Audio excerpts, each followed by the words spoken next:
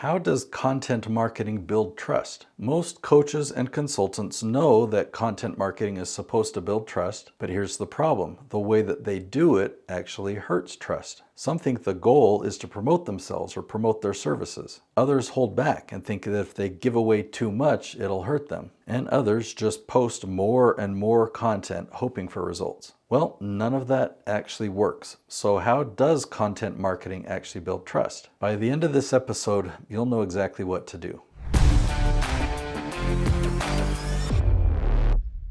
So let's look at each of those myths so that then we can turn to the truth. Myth number one, content marketing is about promoting myself and my services. So 100% no, you don't want to promote yourself. You don't want to talk about yourself. You don't even need to mention your name. You're not going to mention your company name. You don't need to show them your logo. Content marketing is not about you, right? I'm not making content about me, but I'm making content about the viewer. What content do they want? I'm going to deliver it to them. I'm going to help them. The focus is on them. Myth number two, if I give away my knowledge for free, people won't hire me. The reality is, if you don't give away your content for free, that's when people won't hire you. So if we rewind back, probably 30 years, I don't know, this is before my time in business, but there used to be tactics where, let's say I had 10 secrets or 10 steps to my strategy.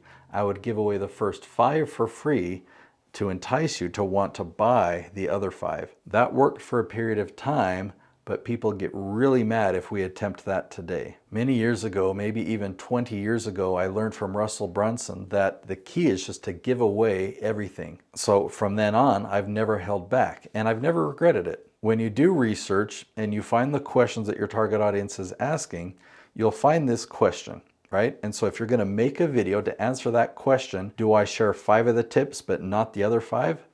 No, I do the best job that I can to answer that question, give them everything that they need in that 10-minute episode. Now, it's a YouTube video. I could probably talk about the subject all day long, so I'm cutting it down to just making it the most valuable 10 minutes I can. Then I make another video and I answer that question for 10 minutes, and another video and another video and another video. If somebody were to watch every single video, and there's plenty of people that do, if people were to watch all of them, yeah, they would gain a ton of knowledge. But I also wrote a book, and in the book I put it sequential. I mean, I organized it in a way that made sense, and you didn't have to wonder, like with all the YouTube videos, like, did I miss anything? Because in the book it goes from start to finish. But guess what? When people have read my book and they fully understand my strategy and then they talk with me, those are my favorite clients to work with. They understand the strategy inside and out, and they know how valuable it is, and they know how valuable my service is. The crazy thing is, I don't really talk about my service. I don't sell anything in my book. I just teach the strategy and let them know, yeah, I do filming, I do editing, I have a service where I hold your hand.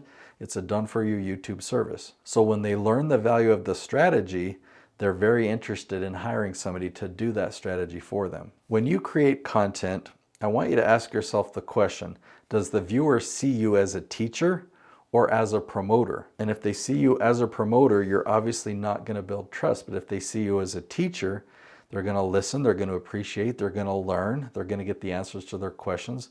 They're going to appreciate that. And so there's a level of trust that's built. Content marketing also depends on consistency, because there are a ton of questions that your target audience is asking.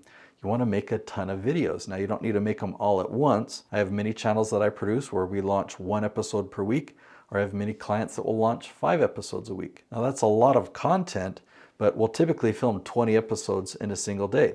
So when my client Jason Schroeder comes here to film, we'll film 20 episodes, and he only has to do that once every 4 weeks.